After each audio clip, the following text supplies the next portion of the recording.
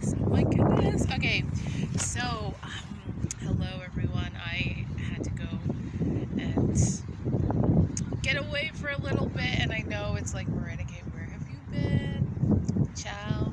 It's been a few weeks, hasn't it? So, Happy New Year, first of all. And if you're finding this video, thank you so much for coming. It means something has arisen up in you and it's time to release it. Today, we are talking about triggers.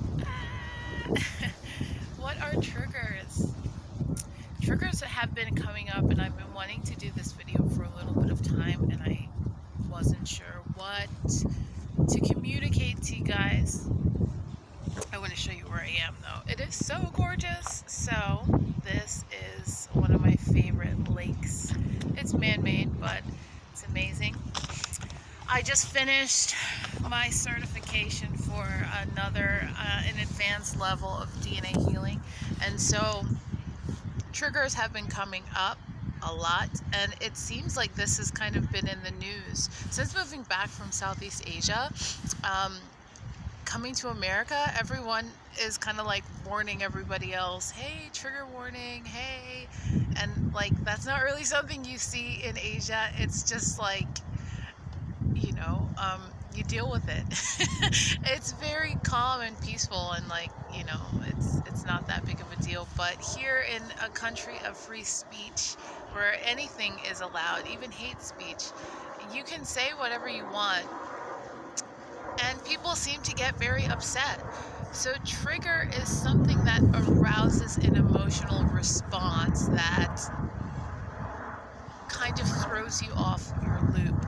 It pushes you into an emotional field of something that you're not prepared for, comfortable for. For example, someone says something to you about going to a cheap place to get some food, and let's say you have $20 left in your bank account. You didn't tell anyone this, but all of a sudden it evokes these emotions within you that you're like, well, how did they know I didn't have all this money? Like, do I look like I'm broke? What's wrong with them? And then instead of like just saying, oh, that sounds good, or asking why they did that, you go through what we call a rabbit hole, which is a black hole of emotion and thought. And you're like, well, what made them think that anyway? Do I look like I'm broke? Maybe they're broke. Or are they seeing something? It could just be a unified situation, but it's some sort of emotional response that you have not yet resolved within yourself, and it grows. Now that's like on a very on a lower scale. So let's talk about how things are growing now on a larger scale. So I don't even mean growing. I have so much to say. And really, so on a larger scale, it feels like someone rubs their book in your house after you invite them in, and they rub it on themselves in a strange way, and it reminds you of when you were sexually abused. So you go down this feeling where for days or weeks you're not okay, and you're almost reliving it, or you're feeling bad, or you're feeling the emotions and the thoughts of what it's like to live after that, or the pain of that, or your friend just told you that they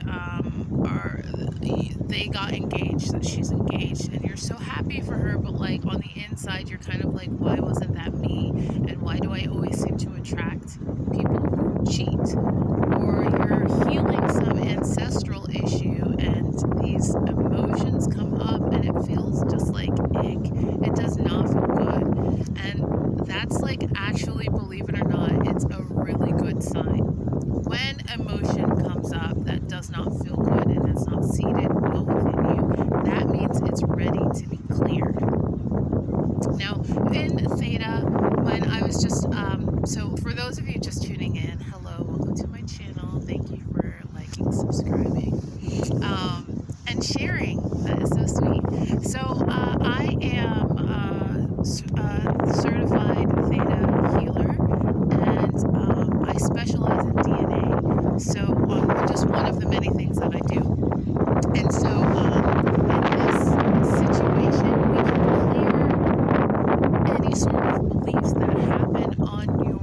ancestral line. And so I think infidelity is a huge one, and that's been something like, I have been clearing on behalf of all of my genetics. People who have been, from the beginning of time, who have been accepting of certain programmings of a collective consciousness. I've also been clearing abuse. I've been clearing certain paradigms around empowerment and abundance. So when certain issues are triggered, I want you to know that it is okay to allow the emotions to come out, and at times you may feel even like agitated by it. You can feel it just like doesn't, sometimes it looks like you're really calm on the outside, and all of a sudden people just talking to you, you snap. It looks like she was cool, what just happened? That's a trigger. And so it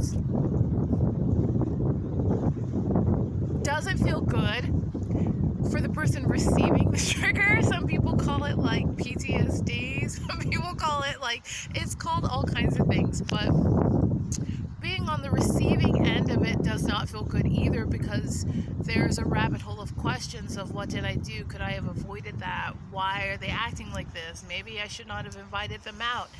And then on the person's end, they're also in a rabbit hole. So for those of you receiving it, just allow the other person to go through their emotions and recognize that triggers are not by accident. They are so intentional. And as we were in our advanced class, our certification, there was a quote by Rumi, which is that, just remember, we're all here to lead each other back home. And so when you're the one receiving the trigger, just, where did that go? In spirit, you can absolutely thank the other person for triggering that emotion within you, because that means it's ready to be released. They're leading you back home. Now, I can't really speak too much about what's happening in the United States with the free speech and everyone like really guarding what we're saying because of triggers, but I can speak to what happens in my healing in working with DNA. So it's absolutely amazing and precious and wonderful, and you can hug these people in the spirit realm. Now, twin flames. I think the twin flame community, the soulmate community, is so huge in addressing triggers and understanding that even in triggers and soulmates and karmic relationships, people are here to trigger one another, and karmic people are friends. Karmics are our friends. Now, maybe not in the fourth dimension, on the fourth plane, that maybe in the seventh dimension, or in the fifth 5D, as we call it, in the consciousness, because these people push and ignite our soul to advance to another level. Again, they're reminding us that we're coming back home. It is an amazing thing to be triggered.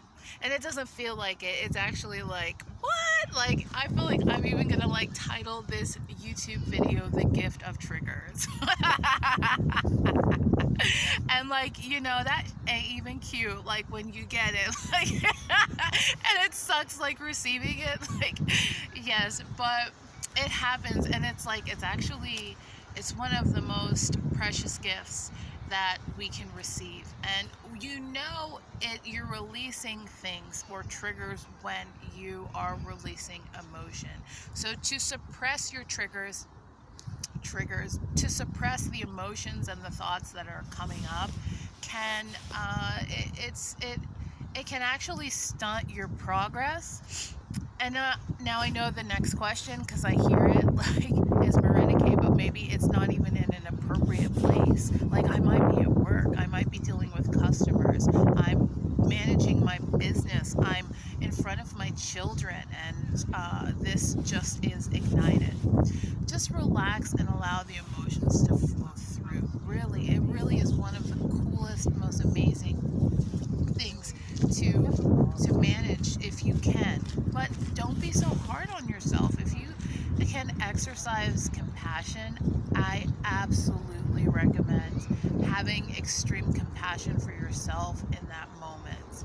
And when you can release it, allow it to release.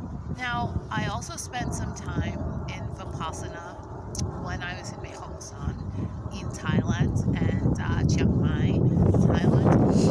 And oh, the sun is setting. No! You guys, where I'm at, it's like the sun does not come out during this time of year, and it's always raining. So, like, everyone is walking all over the park and running because it's like, oh my goodness, it was like a morsel of sun. Anyway, and I was even going to talk to you about the Portlandia episode where the sun came out and everyone was like, had their hot dogs and they were grilling and they were like, I'm not usually, there's no sun and I'm on 4 antidepressants in the winter, but in the summer I'm only down to 2. It was funny, like American humor. But back to the Vipassana. So in Vipassana, or just being mindful, we recognize and learn that, and Vipassana means to see, so seeing clearly. And so we learn that emotion follows thought, and it's like a wave. And when you roll with the wave and you follow, that's when the emotion comes up. That's like you have thoughts of certain things. So just breathe and allow the thoughts to release. That's one form of that. For 10 days in complete silence, I sat with every emotion I possibly had. And they didn't exactly go away in every thought, but it's so beautiful to observe that. Another way is to put your feet on the ground and to start to do what we call grounding exercises.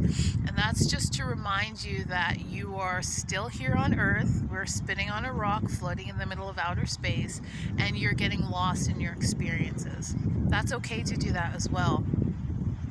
And another exercise is, it's called the 5 senses sensations. So you can pull from all of the 5 sensations that you have: music you like to hear, food you like to eat, things you like to touch, and just indulge yourself in those senses for a little bit. Another thing you can do is contact someone who works in any sort of healing modality, for example, Theta. You can reach out to somebody who practices Theta, and we can connect with God, connect to the 7th plane. Now, in a different YouTube video, I can do a little sample so you guys can understand how that works. But for now, just close your eyes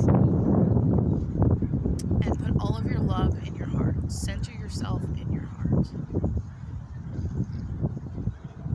Now, put the love all the way down to your hips, to your knees, to your feet, and down to the center of the earth. And just feel that pulsating, vibrating energy, nurturing energy of the earth.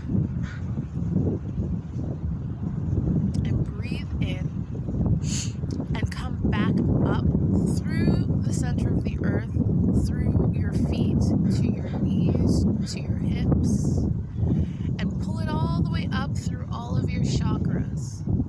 Let's start from the base of your spine. Breathe that comfort in through your roots. Breathe it in through your sex chakra. Breathe it in through your stomach and your willpower. Breathe it in through your chest, your heart space. Breathe it in through your throat. Breathe it in through the tops of the center of your forehead. And then see yourself as a big ball of light over your head. This is called your crown chakra. This is what connects you to God. This is, if you are Christian, it's what they call the prophetic. And it's also a psychic center known as the prophetic center. So when you get information that you're not sure comes from where, this is what we call downloads or God. Put that ball and imagine it as a color and shoot it up, up, up. If you're in your house, past your roof, past the stars, past the galaxy, shoot it all the way up through layers and layers and layers and layers and layers and layers and layers and layers of light.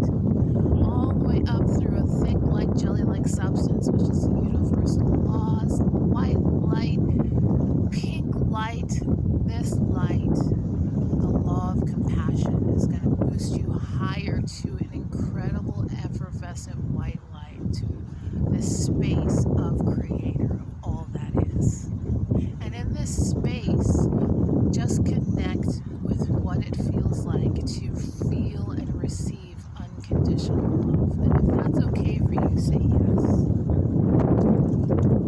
And I'd like to download some feelings for you. I'm getting called to do that.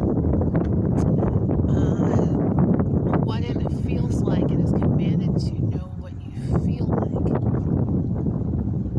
To experience love and acceptance in this moment. If you want that, say yes. To understand what it feels like to be safe. To know what it feels like to be in the embrace of God. And to know and understand and see what it feels like to see this perspective from God's perspective. Okay, if you want that, say yes. So just ground yourself for a little bit, and this is it. Just stay in this seventh plane of existence. This is where God is. This surpasses all universal laws. This is unconditional love. And just remember, triggers are amazing things that have you walk you right back home, because you are one. You are one with God. Okay, my lovelies. Well, the sun is setting.